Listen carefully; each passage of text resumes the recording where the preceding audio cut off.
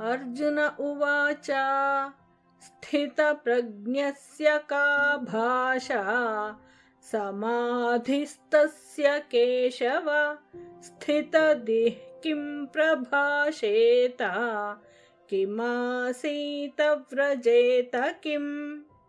अर्जुन उवाच स्थितप्रज्ञस्य का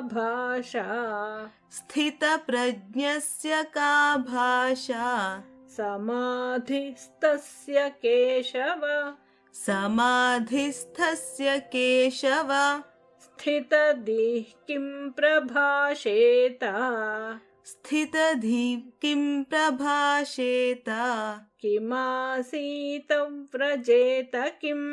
किमासीत व्रजेत किम्।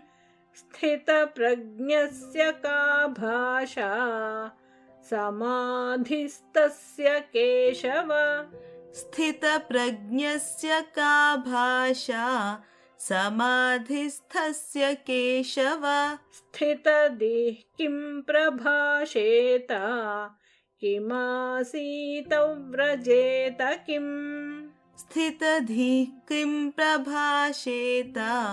किमासीत व्रजेत किम्।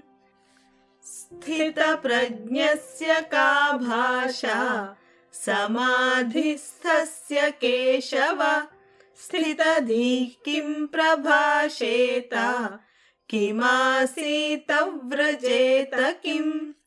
ಶ್ಲೋಕಾರ್ಥ.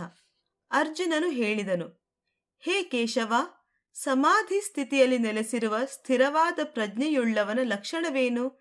ಸ್ಥಿರವಾದ ಪ್ರಜ್ಞೆಯುಳ್ಳವನು ಏನನ್ನು ಮಾತನಾಡುತ್ತಾನೆ, ಹೇಗೆ ಕುಳಿತುಕೊಳ್ಳುತ್ತಾನೆ, ಹೇಗೆ ನಡೆಯುತ್ತಾನೆ?